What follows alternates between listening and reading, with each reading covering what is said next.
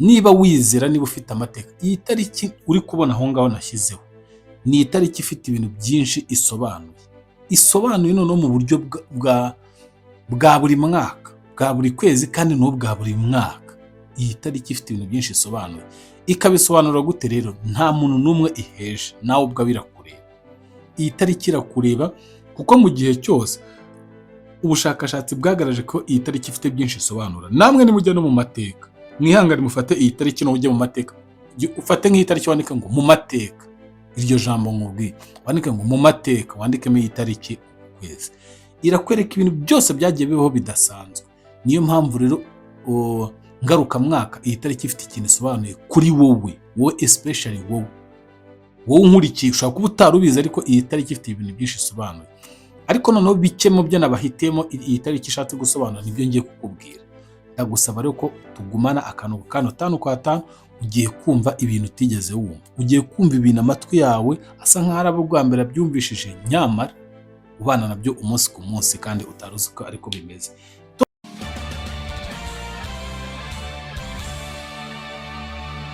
Yes, nongeye kukwakira kandi nguhaye ikaze mbikuye ku mutima.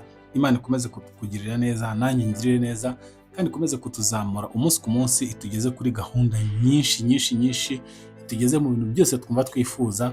Buri munsi mbona mbabwira ngo abantu mukurikira ibiganiro byanjye, mpora mbifuriza iterambere nk'iryo mungezaho. Ngewe umunsi ku munsi, step by step, ibintu byanjye birakura, abasabu barazamuka, tumaze kugira 26.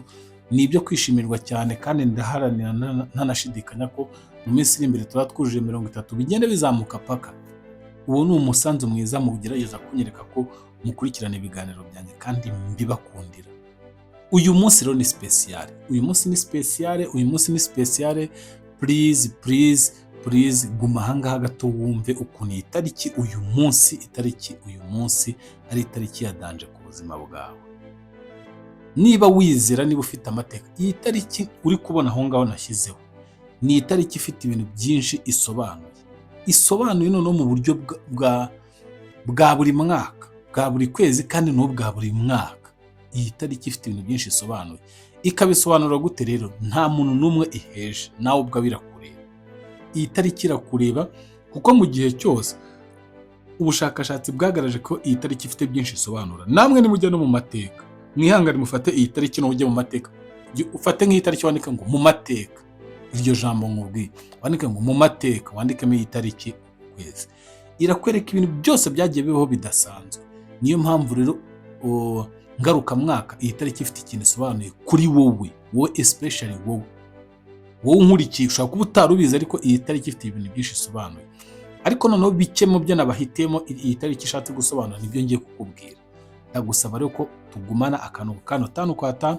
Ugiye kumva ibintu utigeze wumva, ugiye kumva ibintu amatwi yawe asa nk'aho ari abo bwa mbere abyumvishije, nyamara ubana nabyo umunsi ku munsi kandi utaruzi ko ariko bimeze. Topic yacu n'ubundi iravuga ngo ya tariki y'amateka yawe yageze. Icyo usaba urakibona. Ya tariki y'amateka yawe yageze. Ikintu ugiye gusaba aka kanya urahita ukibona ubu. Ushobora kuba ubyumva ari nka filime, ushobora kuvuga ati ni bya bindi by'abantu b'iki gihe bavuga. Nakubwiye ngo iyi tariki ifite ikintu isobanuye mu mateka y'isi. Nushaka nawe ubyandike muri Google, wandike ngo iyi tariki, wandike ku kwezi n'iyi tariki, ihita ikwereka ibintu bidasanzwe. Noneho kugira ngo wumve ukuntu iyi tariki idasanzwe, ngiye kukubwira ubu ibintu usabwa aka kanya kuba wakora, kandi nubikora birahita bikemuka. Ubu ngubu birahita bikemuka. Ikintu cya mbere wowe usabwa gukora kuri iyi tariki, kandi ntugikerense, ndakwinginze uhita ugikora, kandi ugikora uzansubiza. Iyi tariki y'ingiyi uri kubona, ikintu cya mbere usabwa ngo banza ubyakire kandi udashidikanya. Sinzi ibintu wowe ushaka kwakira, sinzi ibintu wowe ushaka kwiyemeza, sinzi ibintu wumva kuri iyi tariki wasaba ngo bite bikunda. Ikintu usabwa cya mbere ntabwo ari amafaranga, ntabwo ari amashuri, ntabwo ari ubudahangarwa, ntabwo ari ikibuya. Ikintu cya mbere usabwa, banza ubyakire. Icyo kintu ushaka gusaba banza wumve ko ucyakiriye, kandi ntubishidikanyeho. Niwibeshye ukagira imitima ibiri kubwira ko ubundi ibintu byashoboka, wowe uhita uvamo, uraba watsinze. Ariko wowe unkurikiye, niba ibintu ndi kukubwira kuri iyi tariki wumva ubyizeye, hita ubyemera unabyakire, ntubishidikanyeho, hanyuma ubisabure kutabibona. Yesu we, ngiye nkubwiye muri iyi tariki icyo ishatse gusobanura mu buzima bw'isi yose abantu bagiye bacamo, wakumirwa ugahita uvuga ati kuki iyi tariki tutari tuyizi. Nawe wibaza impamvu nayibahitiyemo nkanayibereka neza. Ikintu cya mbere usabwa, banza ubyakire, banza wumve ko ibyo bintu ugiye gukora ubanza ubyakire mu mutima kandi ntubishidikanye, hanyuma ubikore. Icyo ni icya mbere. Ikindi cya kabiri ugiye gusabwa cyangwa se ikindi cya kabiri ugiye gukora ni iki: guhamagara umuntu kuri mideni umubwira uti n'uyu munsi, arahita abikora. Hamagara umuntu kuri mideni umubwira uti n'uyu munsi gusa, hanyuma uceceke, we ubwe arahita abikora.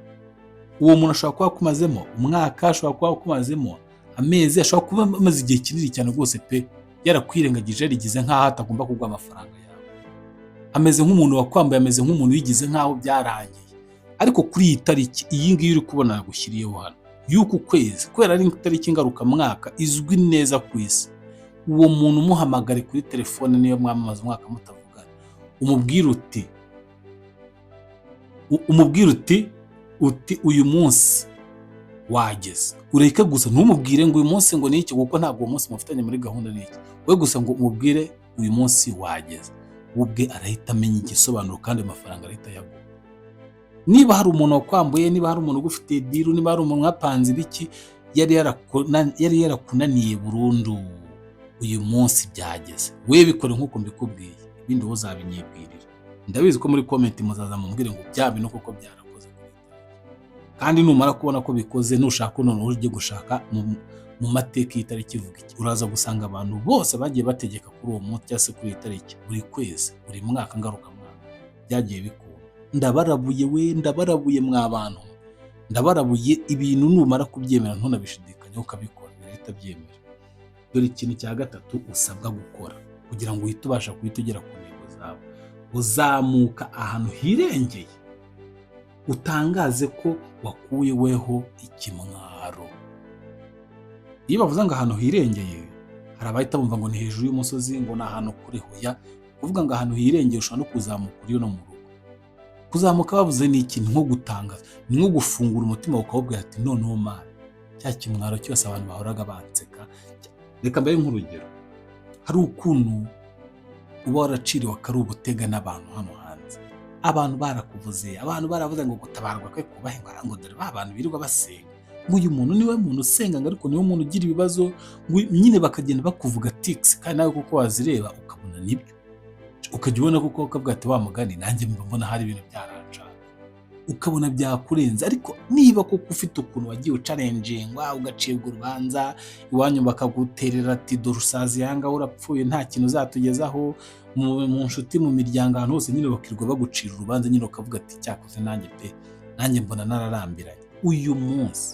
Uyu munsi zamuka hirengereye, zamura ijwi, zamura kwizera kuri muri wowe. Gusa wibuke ko utagomba kubishidikanyaho. Nuramo kubishidikanyije ukagira undi mutima wa kabiri, uragufungira amahirwe.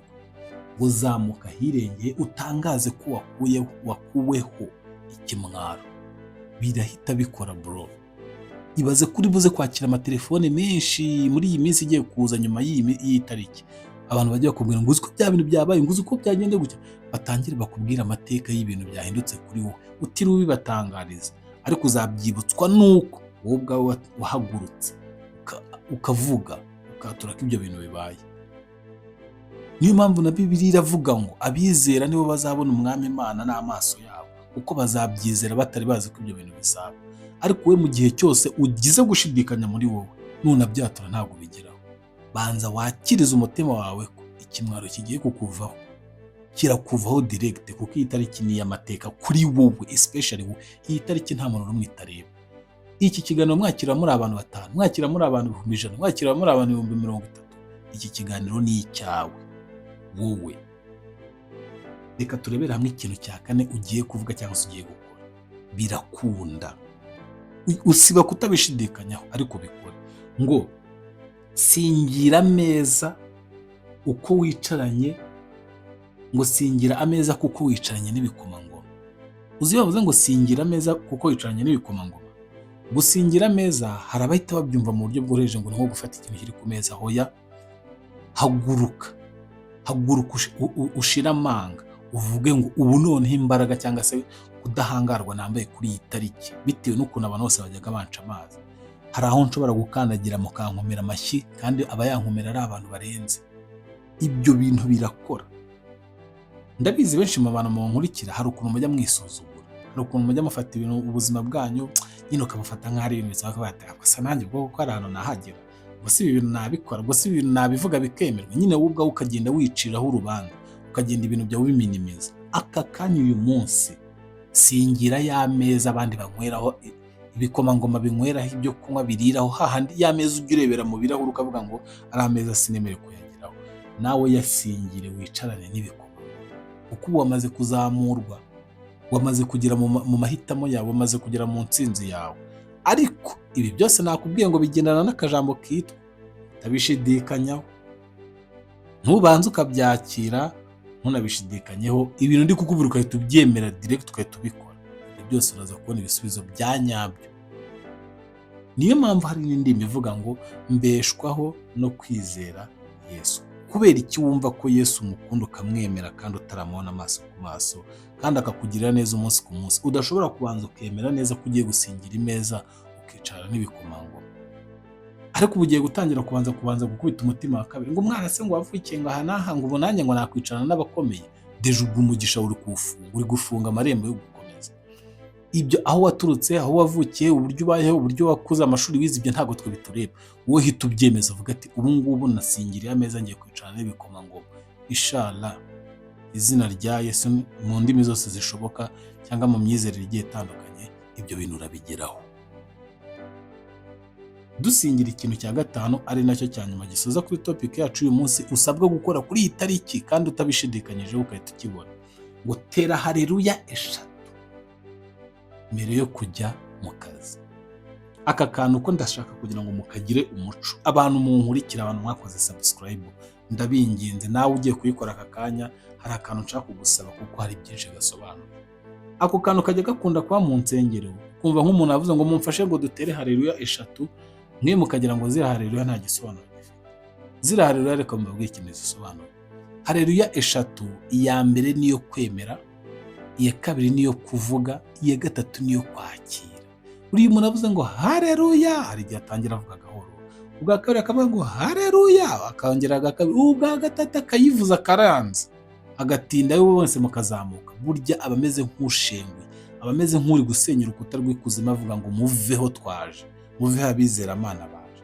Niba ushaka kugira ngo aka kanya usenye inkuta, usenye amatiku, usenye urwangano, usenye ibintu byinshi bitandukanye mu kazi uhura nabyo, mbere yo kujya ujya mu kazi jya ubanza ubyuke, nuzunguza amaboko ukumva umeze neza, nuzunguza ijosi, nuhagarara ukumva naguguye, iyo tutera haleluya 3 uvuga ngo haleluya haleluya haleluya. Uzajya ubukuyeho n'indi mivumo yose utari kubona iri imbere yawe. Ubyuke ugende ujye mu kazi ukore, usingire iby'Imana yaguhaye, utunge umuryango wawe, utunge ahazaza hawe, ubike, utunge, utunganirwe, kuko wemeye ko Imana ubanza ikagufasha kubomora imitego y'uwo munsi yose yayigukuyeho, hanyuma ubu ngubu urambutse uragiye. Topic yacu uyu munsi irangiriye. Ibaze ko ibi bintu uramo kubyizera udashidikanya, ni ukuri Imana irakugirira neza. Iyi tariki irakubera amateka mu buzima bwawe. Amazina yanjye nitwa Teacher Kizigenza.